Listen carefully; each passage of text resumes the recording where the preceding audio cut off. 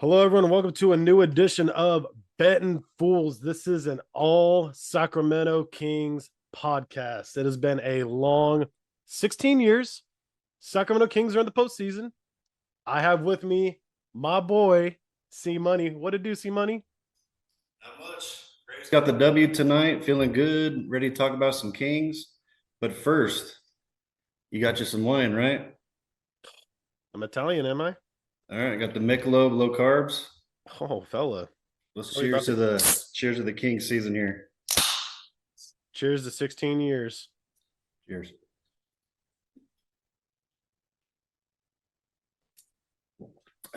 Straight out of Napa. So, 16 years, Sacramento Kings, no playoffs. A lot of GMs, a lot of head coaches have been through, a lot of players. We got the Beno Udras of the world, the Jason Thompsons, our personal favorite player. Dude, DeMarcus Cousins era. So many things to unravel here in 16 years.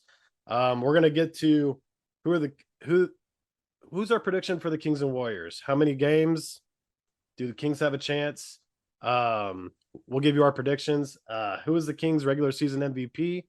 A lot to choose from, but our first topic that I do want to go over is what do you think is the main characteristic, the main reason the Sacramento Kings did end up breaking this 16-year streak? Well, when you look at it from 16 years ago, there's a lot of cancers, a lot of negativity from top to bottom. So I think culture is the main reason. I mean, if you start from the top with the GM, the things that he's accomplished so far, bringing in Mike Brown, which we weren't too fond of at the beginning, but now that he's came in, brought the defensive mindset, everything that all the players look up to him in a certain way. The guys they brought in that play hard, you could just tell things are different in Sacramento when you're at the game. It's a vibe. It's completely different than before. The whole city's feeling it. It's just a great time right now. So it just has a whole different feeling than before. Yeah, we might not have that, premier defender in general, but the Kings do play hard. And obviously the offensive rating is incredible.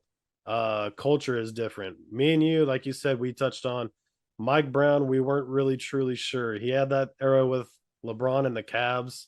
Um, a lot of skepticism when we don't make the playoffs for 16 years, when everything is always negative. Everything's, between ownership. The only positive was staying in Sacramento and then just continued no postseason, a ton of droughts. We got rid of Mike Malone when he was, I mean, people forget that he was our coach from the beginning.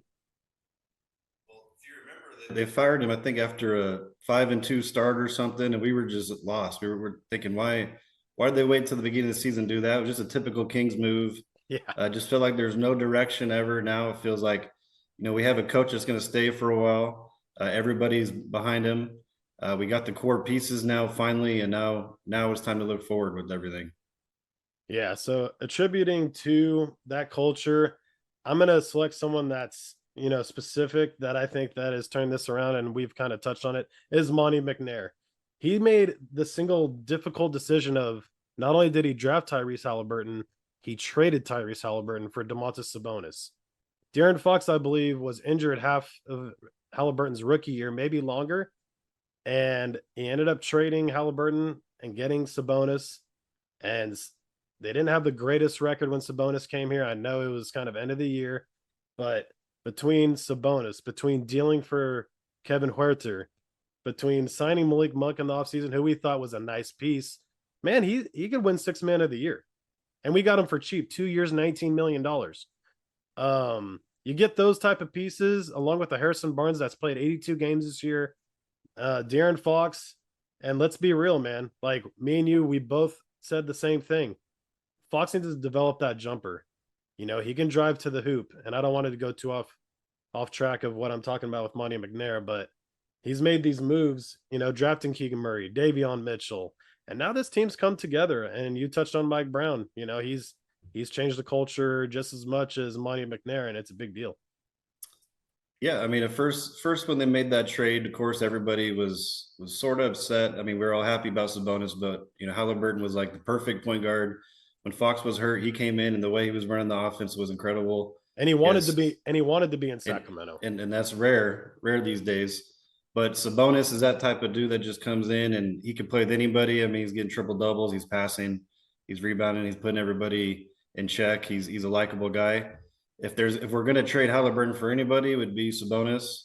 Also, on top of that, I mean, when I was kind of talking about cancers and things like that, I mean, getting rid of guys like Marvin Bagley that did not want to be there. Great point. His dad's tweeting this and tweeting that after the games, and Annoying. they trade him for a piece, Trey Lyles, which beginning of the year I said would be a big contributor, and about halfway towards the season he started showing what he could do. He's a stretch four, plays hard, and like you said on the defensive end, I mean I think with the way the Kings play, they're going to give up points. There's too many back and forth. There's too many possessions that they're good.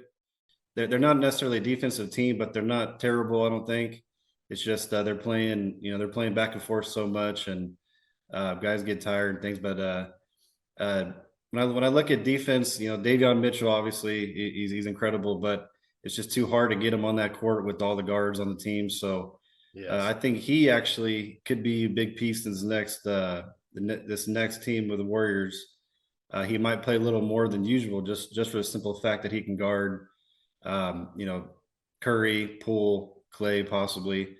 But yeah, I'm excited to see the NorCal Warriors and Draymond Green saying he would love to come play against Sacramento. We'll see if he regrets that or not. Yeah, it's going to be an exciting series. Man, I'm just happy to be back in the postseason. The fact that this team is finally back. We think, I really thought about it the other day, the Arco Arena days. Going to games and just always watching them on TV, and the postseason when it was just back and forth with the Lakers. And it's going to be a lot of fun, and hey, it's exciting and can't wait. But we'll move on. We'll go to our regular season MVP for the Sacramento Kings. You can pick Fox, Sabonis, even Mike Brown. There's a lot to choose from. Harrison Barnes played 82 games. He was good on both sides of the ball. Who do you have for your Kings regular season MVP? Well, I want to shout out everybody just for a quick second. I mean, Keegan Murray, we were not. I was not too thrilled at the pick at the time. I wanted Jaden Ivey. He's had 200 some plus 3-pointers as a rookie. Perfect from what we needed, 3-point shooter. Harrison Barnes, like I said, played every game this year. Great fit. Monk coming off the bench, probably 6 man of the year, all those guys. But obviously the two all-stars are Sabonis and Fox. Sabonis does everything. Everybody knows that. I mean, you can't go wrong picking Sabonis. That guy's a monster. But just looking at Fox's career here and things he's accomplished, and kind of, I guess he's kind of been blamed a little bit for the way his style of play, and not he can't shoot and he's holding him back here, holding him back there. This year, all three phases of shooting, he's all three phases of the shooting right here. We got career marks from the free throw line, 73.6% career. And this year he's sitting at a 78%. I always said with his volume, if he can get that free throw percentage up towards the 80s, it would be incredible. His field goal percentage career was 47.2, and this year was 51.2. And his 3-point percentage was a career high at 32.4. And with all this, I think the main thing with him is how efficient he's been. 2 years ago, he scored more points than he did this year, just by a margin. But this year, it's just been so efficient, the way he's getting to the lane and all the floaters and the mid range and everything. When he gets it dialed in, there's I can't think of anybody else that that can get to the rack as quick as he does. Reminds me of John Wall. Yeah. But just the way that he took his game up a notch, with the benefit of Sabonis, that to me just is huge, and he was a well-deserved all-star. So for me, I'm going to slightly pick Fox, even though you can't go wrong with either one of them. Yeah, you touched on a great Fox, and not only that, I think there's some statistic where I think he's like the most clutch player in the fourth quarter, or he has the most points per game in the fourth quarter. Either way you put it, we've watched the games, you do the eye test, and you see that De'Aaron Fox is just taking that next step. We always thought if he just develops a really consistent jumper, it's going to open up everything, because he can get to the rack, but can he hit the floaters, like you said? Can he hit that mid-range jumper with ease? And can he knock down a couple more threes? And guess what? Check mark, check mark, check mark. Dude did it all. and the leadership on top of it. He's taking over games in the fourth quarter. Sometimes if he's not doing well or it's a close game, he doesn't mind giving it to Sabonis. This team is just it's a machine. They just keep going and going, and they've played well. But after saying all of that, I'm going to go Domantas Sabonis. Triple-double machine. He had, I think it was 14 triple-doubles just this year. Led the league in rebounding, and he had 55 double-doubles. Whatever. He led the league in double-doubles as well. So between that and Sabonis, he doesn't get enough credit on the defensive end. So is he a premier defender? No, but each night he's just getting banged around. He's getting destroyed. When I'm not watching the ball, I'm watching Sabonis, and he's getting absolutely pummeled he's got to guard the biggest guy. So he's sitting there just taking it, getting in foul trouble. And it's tough because you can't start Alex Len with the Domantas Sabonis. It's just not going to fit. He clogs the paint. Sabonis, he's just been great. He goes to the top of the key, waits for either Monk or Keegan to curl, or he has that vision to, pass the ball in. And he's just played really good ball all year. And it's a lot of pressure going to another team and having to share the ball, having to be able to be efficient, having to be able to be clutch, especially for a team that isn't used to success. So Domantas Sabonis is my MVP for the Sacramento Kings this year. And I hope we get an extension, and Max sky's the deal. limit for this team in its first year. Yep. You better send him some money. Yeah. Sacramento, time to pay up even a little more, because Kings are used to having to overpay for guys just to come to Sacramento. So the fact that, and it seems like Domantas does want to be here, we're a 3 seed this year, and I can't see him wanting to go to another squad, or I'm sure he's going to test the market eventually, but if they can lock him down while still under his contract, great. If not, pay up Sacramento. So yeah, we'll see. So we will go to our third and our most important topic, the NBA playoffs. The Sacramento Kings, the Golden State Warriors. We touched on it a little bit earlier. Who are you picking in a 7-game series? And why are you picking them in a 7-game series? Well, I'm going to be a gentleman here, and I'm going to let you go first, just Okay. because I really want to hear what you got to say. You're on a roll there, so let's hear it. All right. So I thought about this long and hard when I was at work. I thought about this each day since the Kings have clinched, or since we knew who they were playing, which is the Warriors. And I'm thinking about, is the Warriors too experienced? Are the Kings not experienced enough? Or are they too much youth? It's going to be a lot of the guys' first time playing in the postseason, and I'm going to go Warriors in 7.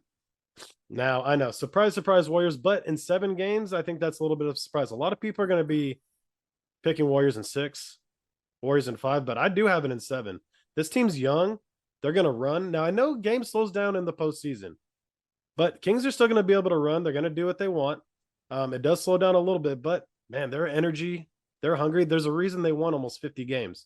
They're not just going to get swept. People that say that they're going to get swept, they're psychotic. Like, you're begging for attention. Even in 5, I believe. Now, is it possible in 5? Could Warriors just get hot and get crazy? It's possible, but I highly doubt it. But I'm going to go Warriors in 7. Now, why? Okay, experience, yes. They have too much experience, okay? They have multiple rings. Draymond, Clay, Steph, they all know each other's games. Wiggins is coming back, which is absolutely crucial. If Wiggins wasn't coming back, I would have maybe picked the Kings. Wiggins is such a crucial part to them, and especially when they won the NBA Finals last year. So I'm going to go to them. They have 4 Hall of Famers, like I just mentioned. Draymond, Clay, Steph. I'm going to count Wiggins as there as a possible 4th. He's probably going to get in. It's easy to get into the NBA Hall of Fame, in my opinion. So I'm going to go Warriors in 7, because they do have those 4 Hall of Famers, and they do have depth now. Jonathan Kuminga, GP2. Listen, I hate the Warriors. I can't stand them. I hate their bandwagon fans, and they're garbage. So half the Sacramento fans are coming back. They were Warrior fans, but let's be real. I think Warriors in 7. Can't say it enough. I'll keep repeating it. Yeah, they have depth. They have the experience. They're going to do just enough. It's going to be a close game 7, and that's my pick. So who do you have for your pick? Well, it's interesting that shout out to your wife, Michaelina, that you are hating on the Warriors that much. I know the door's closed and she can't hear you. That's why you're talking like that. But Yeah, um, laughing in my face. this is a difficult one. I've seen the lines, and it makes me want to pick the Kings, and you think to yourself, we're the third seed. Warriors haven't played that well all year long. They've barely played together all year long. And Kings have had, been on a roll all season. For the most part, they've been pretty. No one's really got hurt for a very long time, which is very fortunate. And Their key guys never yeah, really got crazy hurt. yeah. Now, can I really sit here, look you directly in the eye, and tell you that I think Kings are going to win this series in a 7-game series? Are you are And you I saying what I think I think you're gonna think I say? finally decided that fuck yeah, I'm going to pick the Sacramento Kings in 7, and I might possibly even be in my season ticket seats watching it, going crazy. But I think obviously experience is gonna play a key factor here. I think with the way the Warriors play, it actually might help the Kings in a sense where it's just fast paced, not methodical in a way. I mean, the Warriors are methodical in a sense, but they're high paced team as well. Yeah, It's back and forth. That might help the Kings where they do less thinking and just more playing. yeah, But the thing that I like the most is that Warriors don't have a big man that can really put Sabonis in foul trouble or give him something. Looney's a big body, but he's not really a threat. I think Sabonis should do what what he does on the regular, put up triple double numbers and work eat the boards. But in the end, it's going to come down to, can you guard Curry? Can you guard Clay? We got some defenders on the wings.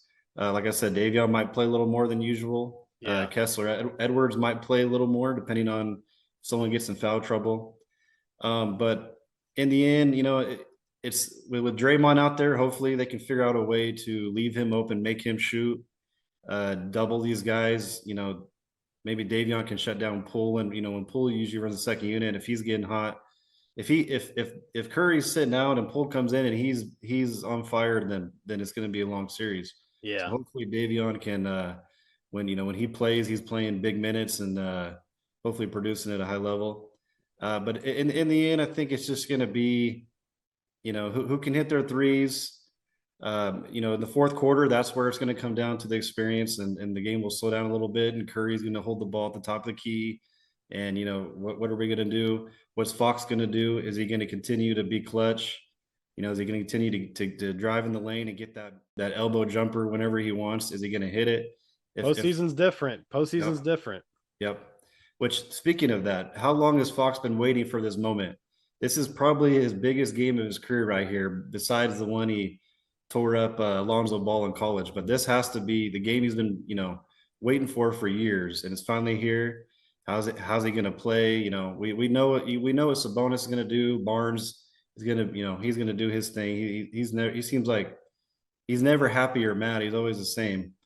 Keegan Murray, that's a big X factor right there. If he's missing threes early, he seems to shy away and go missing from the game, which A little sucks. pass first, doesn't really Yeah. look for a shot first. It's almost let's get somebody else to create. Yep. If he's doing that, then I'm going to be a little worried. I would probably bring in guys right away if he's doing that early. So hopefully we're hearing the crowd, yell the Murray on the three, because if he's hitting that and he's feeling good and he's spreading the floor, then we're going to be eating.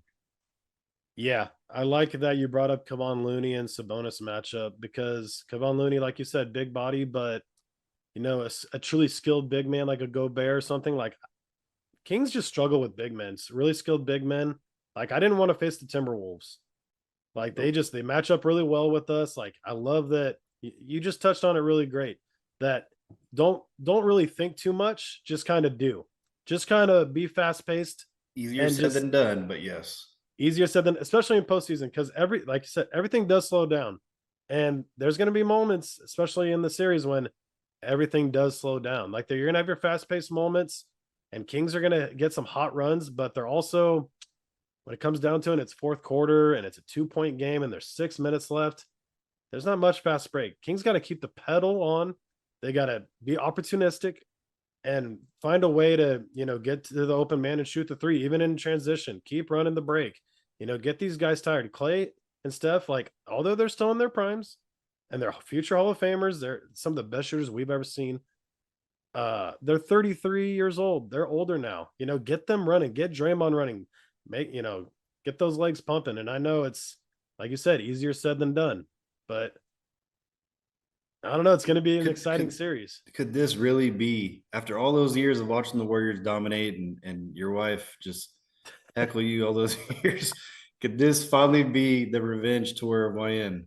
Well, I mean, well, some of her family members said she liked the Lakers. Oh God. I don't know how true it is. I mean, She needs to set the record straight. I know she says she's been Warriors, but I heard they had some Kobe jerseys on. They watched the Lakers during the runs.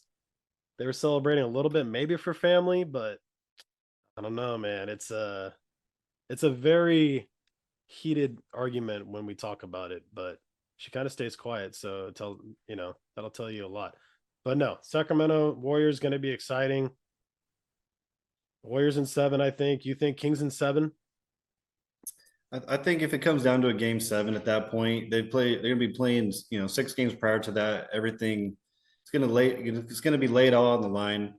I think at that point is there ain't gonna be much thinking. It's just gonna be fast paced ball, and I could just see the crowd getting crazy. Yeah. I'm gonna be very upset if I'm seeing a lot of Warrior blue in the stands on game 1. I don't think that's gonna happen, but it could. I mean, the Warrior fans could migrate towards Sacramento. We'll see.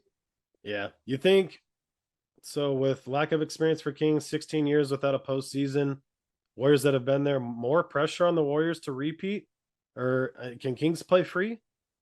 Yeah, I mean, well, see, it's difficult. If the roles were reversed, if the Warriors were the 3 seed and the Kings were 6, I would say that we would play with a kind of a fuck it mentality. Yeah. But it is a little bit of pressure. You're a 3 seed. You played great all year. I know they're the Warriors, but when you really think about it, you have to come defend your home court.